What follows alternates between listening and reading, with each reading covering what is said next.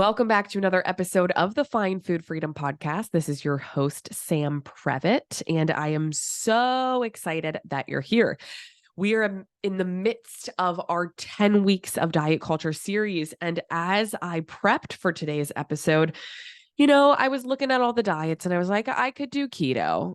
I haven't covered that one yet. I could do the carnivore diet. Haven't covered that one yet. I could do Beachbody. I could do Shakeology. And don't worry, we still have a few weeks left, so we can get to these. But I really pivoted today because I was drinking my morning coffee. I was eating my morning breakfast sandwich. I had a bagel with veggie cream cheese with egg, cheese, a slice of white American cheese. What else was on it? Was that it? It was delicious. Anyways, I digress. So I was eating my breakfast and I was like, you know what? I want to make a reaction video as a registered dietitian, certified intuitive eating counselor, and certified personal trainer to Miss Taylor Swift's Time Person of the Year article that dropped last night. I read it in bed. I was just like enthralled with it. I couldn't get enough. And I was like, wow, this is very profound for my profession, for anyone who is trying to heal their relationship with food, body image, movement. So like some people are like, why does it matter? She's just like, it matters because people talk about celebrities and what they eat and what they're doing all the time. And whether we want it to or not, it's going to influence our culture and it's going to influence a lot. So I made a video on that not even 6 hours ago. And it's up to like 150,000 views on TikTok. I think it's like 60,000 plus on Instagram this morning. And so there's obviously, again, right? I was like, oh, leave it to Taylor Swift to make a video go viral. But I was like, okay, this is an opportunity to extend this conversation because I think the video was like 4 minutes long. So I really want to expand on the things I couldn't fit in the video. So a couple things here. One, this is still a diet culture, 10 days of diet culture series video because we're giving a big middle finger to traditional celebrity diets that we see in Hollywood and in the tabloids. And I'm going to give a few examples, but we're also going to couple that and make this entire episode the Find Food Freedom win of the week, the fact that we have a celebrity that did not tell people to ingest a gust of wind for breakfast and drink celery juice and all of their problems are going to go away, or drink, I'm going to add this one. I'm adding this one to the list. Got my pen out. Or drink clean wine. Looking at you, Cameron Diaz. Going to talk about that here in a sec. So a lot to talk about today. So the diet culture or the diet that I want to debunk today are celebrity diets in general. And then we're going to wrap it with Taylor Swift and talk about why it was so profound in the Time article, the things that she said. Okay. So first off, let's take a look back at 2023, shall we? Of different celebrities who went on podcasts and started talking about their wellness journey, right? Or their diet or the thing that they do to be healthy. And let me start off by saying, I'm not anti humans who diet. When it comes to celebrities, we know that eating disorder, body dysmorphia, disordered eating runs rampant in that industry. And I never want to come off as shameful or guilt inducing of celebrities who have disordered eating because it is truly everywhere. And I have supported some personally. Nobody that I'm talking about in this podcast. Although Taylor, if you're listening, hit me up. Let's chat. So when we think about celebrities and when I talk about people, it's never bashing them. I'm bashing diet culture. But what is so important to recognize is that these celebrities have very large platforms. They have a lot of followers. They have a lot of influence, right? They're influencers in a sense. So for them to go out and say, this is what you should buy, or this is what you should do.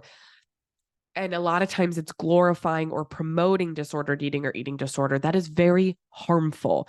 And so that is what I'm here to do, is to call that out.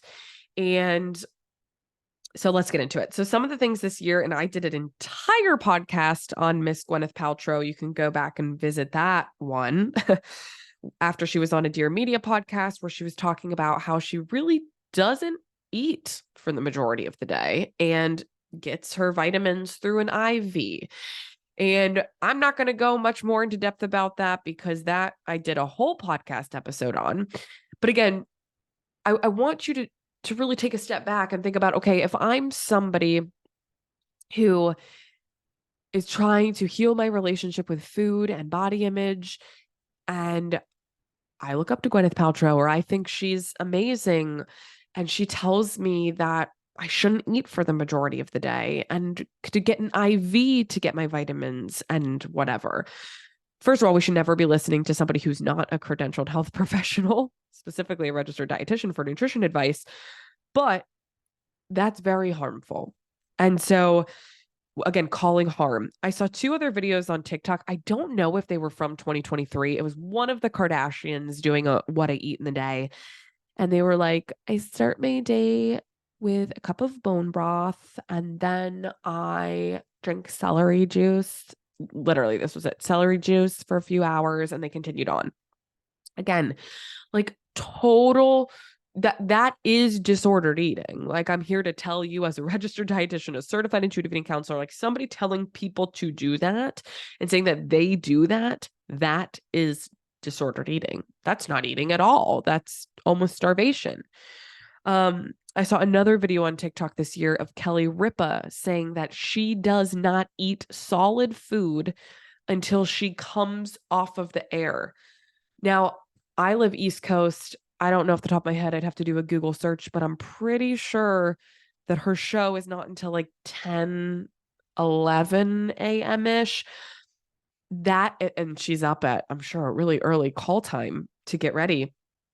That's a really long time. And then she said the first thing she puts in her mouth was like a sliced Granny Smith apple. I honestly stopped watching the video.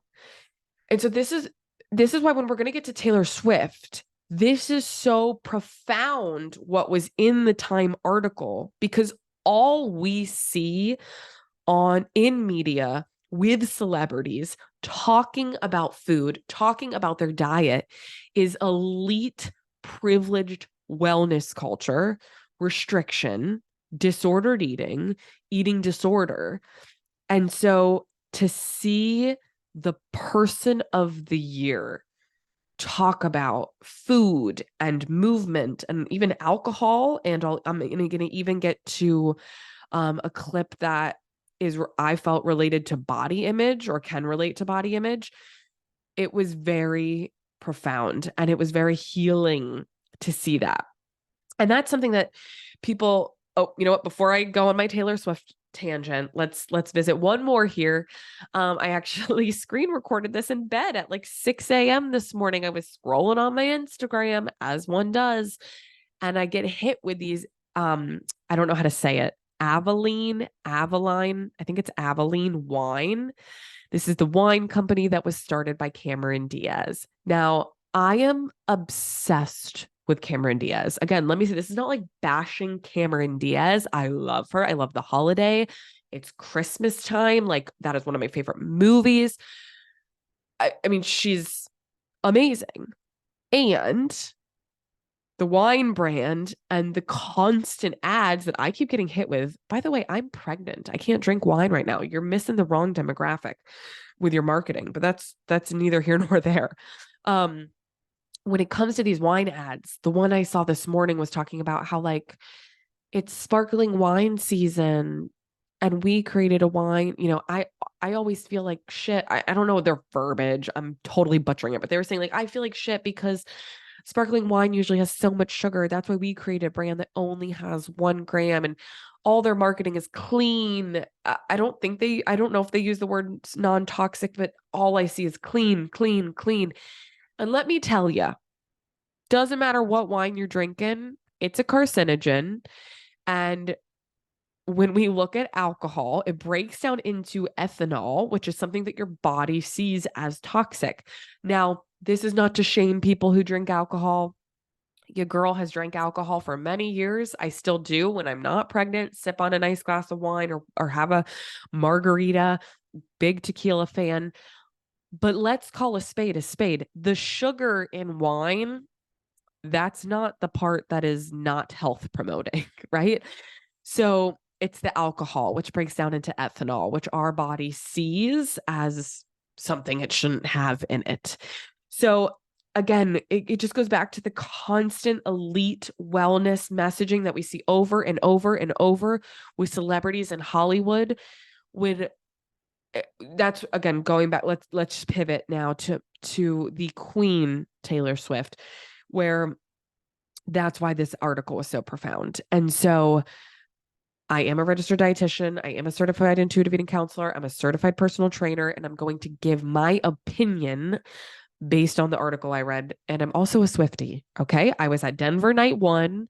We got Picture to Burn and Timeless as our surprise songs. If you are wondering, Picture to Burn, highly recommend screaming it with 70,000 people. Okay. So let's get into, I want to break down, of course, the entire Time article was amazing. If you haven't read it, please go do so.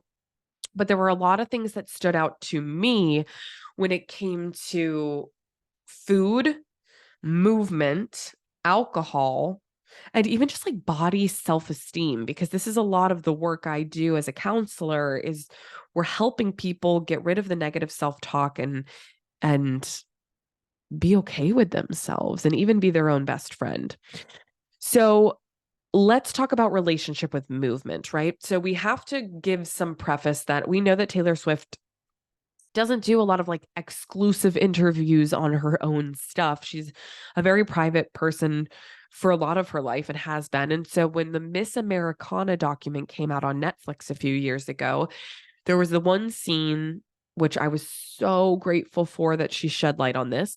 There was one scene where she walks from her apartment to the car and she's talking to the camera and she's sharing her previous experiences with eating disorder. I don't believe she says the words eating disorder, but she talks about how she was starving herself. She was too thin. People were worried about her. And she didn't know, she said, she didn't know that it wasn't normal to walk off stage and feel like she was going to pass out and not be able to see straight. And she talks about seeing pictures of herself in the media, right? As one does when you're that famous. So she would see tabloids and photos. And if her stomach stuck out a certain amount or looked a certain way, that would determine if she was allowed to eat or not that day. And so she alludes to all of that and says, I'm not doing this anymore. Like, nope, we don't do that anymore. And so she talks about these behaviors that were disordered eating, eating disorder like, and she says, we're not doing that anymore. And so when I left Denver, night one of the Eras tour, my girlfriend Katie and I that went were like, how in the actual fuck does Taylor Swift perform for, I believe it was like 3 hours and 15 minutes? She is barely taking breaks. Like there's like never more than 2 minutes that she wasn't on stage to like drink water, go pee. Like that, my head's like, how are you not having to pee? Um, like eat, right? Like whatever these things are. And so I was like, how does she do this? And not only is she doing it one night, but then she'll do like 2 nights in a row. And like after night one in Denver, like we had considered like if there was any way we could get tickets to night two that we were going to try to go. And I was like, I genuinely don't know if I can give it my all like I did the night before.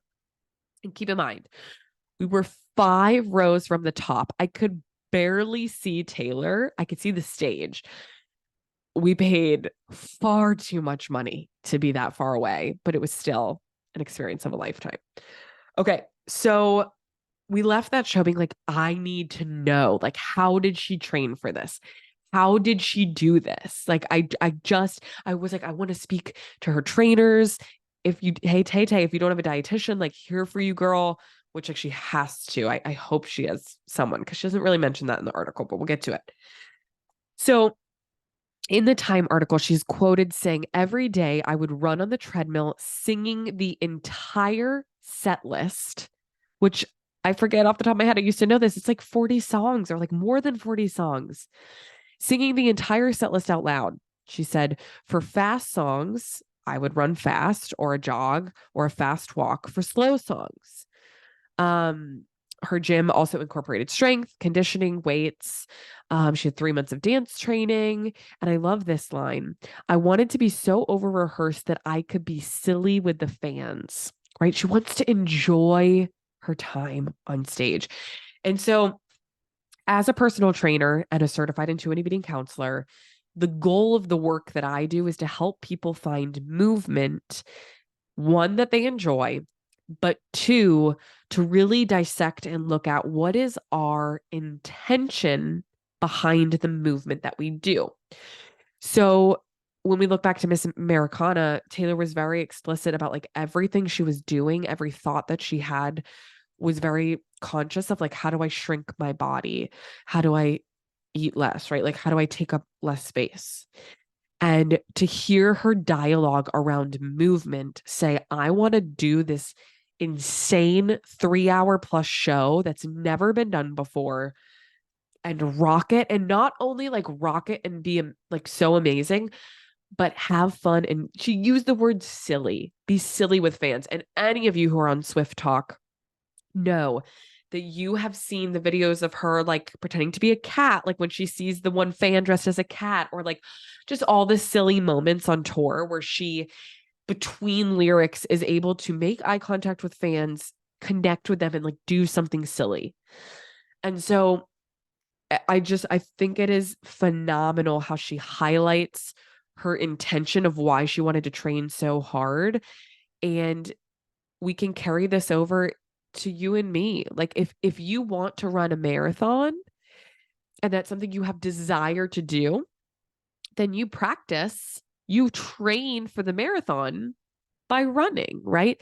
If I want to be able to walk 1 mile, I train by starting to walk.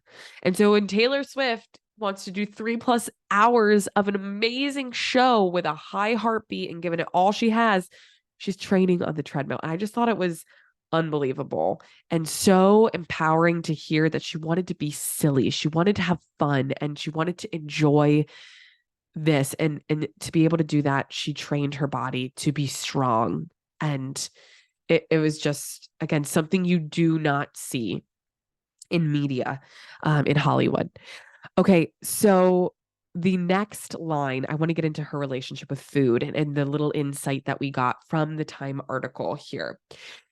So the line that reads, I do not. So she said, after she plays a run of shows, Swift takes an entire day to rest. That couples with relationship with movement and recognizing how important rest is. She said, I take an entire day to rest and recover. I do not leave my bed except to get food and take it back to my bed and eat it there. She said, it has been a dream scenario. I can barely speak because I've been singing for 3 shows straight. Every time I take a step, my feet go crunch, crunch, crunch from dancing in those heels. I truly don't know how she does it.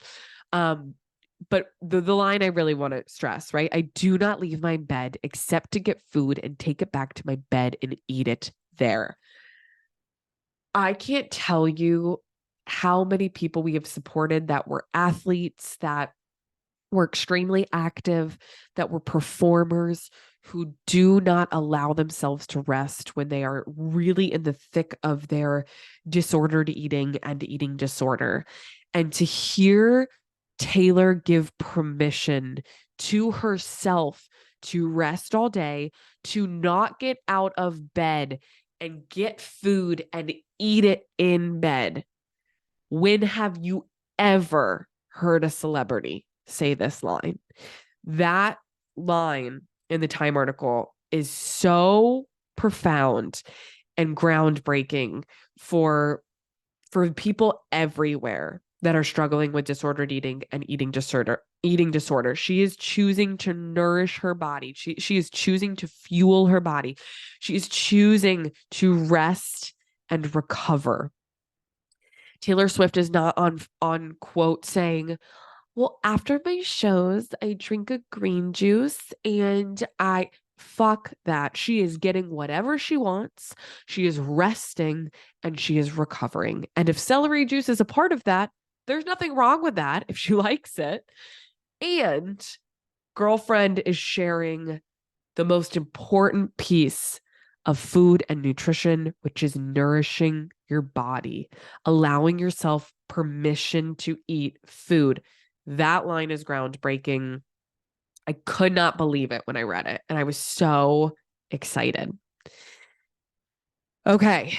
So let's see. Oh, I have a body image one I want to get to, but I think I already X'd out of it. But there was also a line that I wanted to acknowledge with alcohol, where she's quoted saying that she isn't drinking during her Eras tour runs. And, as she's going back to back with shows, because she doesn't even want to know what a show would feel like hungover.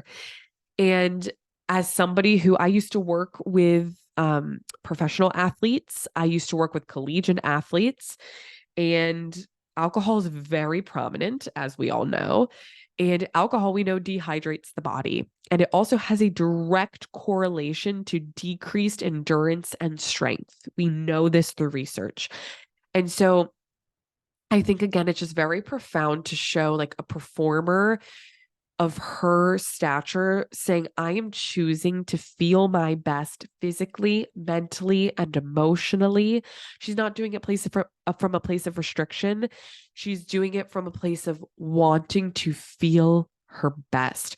And this is something that as a counselor and as someone who has supported a ton of people on an intuitive eating journey, when we really look at intuitive eating, what we're doing is we're connecting with our body again, right? We're learning how food makes us feel, how movement makes us feel. We're learning to listen to our body again. And so oftentimes what I find happens is that as people make peace with food, as they make peace with movement, and they really get in touch with their body, alcohol becomes a part of the conversation, like very naturally, because as we know, there can be some very negative side effects to drinking. And sometimes, clients will come to me and say, I don't like how alcohol is making me feel. Like it's disrupting my sleep. It ruins my next day. I have a headache. I have anxiety, like all of these things. And so not to feel guilt or shame about that, but to say like, oh, what do we do with this information? We don't have to do anything, right? We're just being neutral observers of how alcohol affects us. But like, do we want to do anything with this information? And so I thought Taylor's line in the article was very profound because it wasn't bashing alcohol. And as we know, I think her favorite drink is Chardonnay, if I'm not mistaken. We see her all the time at award shows, and like she enjoys her cocktails and her wine and all of her stuff. But I thought it was really cool to hear her say like how she wanted to feel her best. And again, same with me. This is not an anti-alcohol segment, right? It's just getting curious about how things make us feel and that we put in our body, right? All right. So lastly, there were a lot of different parts of the article that shed light on how much work she has done on herself, like her mental health, and of course being like the level of fame that she is at. I don't think any of us can conceptualize what she goes through or what her day is like. But one thing I thought was really cool, and I'm gonna read this, is the person who wrote the Time article. I believe their name was Sam. Great name, by the way. Said, where is it? I tell Swift that the show made me think of the meme that says, do not kill the part of you that is cringe. Kill the part of you that cringes. Yes, she exclaims, every part of you that you've ever been, every phase you've ever gone through was you working it out in that moment with the information that you had at the time. There's a lot that I look back at like, wow, a couple of years ago, I might have cringed at this. You should celebrate who you are now, where you're going, and where you've been. Those words, although she was not directly correlating that to body image as an intuitive eating counselor and somebody that supports people making peace with their body. And I think about all of the people that our team at Find Food Freedom supports, where so many conversations we have are like, I saw this picture of myself, right? I saw this previous picture of myself. I saw this current picture of myself, and it triggered me, and I hate my body, and I hate myself, and I cringe. And again, going back to Taylor saying this, and it shows the profound amount of work that she has done with her mental health. And that is something that we don't see a lot with celebrities, right? We see them tell us to work harder. We see them tell us what they ate in a day and what supplement we should buy from them. And it really was like the cherry on top of a beautiful article that I can't say it enough. The word profound just keeps coming up for me, because I was going to read it because I heard that she like disclosed when her and Travis had met. And I was like, okay, I kind of like want to know about that. And then of course I want to read everything else. And then my jaw just dropped reading the article. And we know how amazing she is. We know how um truly special she is, as to have her, like, to grow up with Taylor Swift and to have her as a role model is amazing. But to really read her words in this article was very, very profound.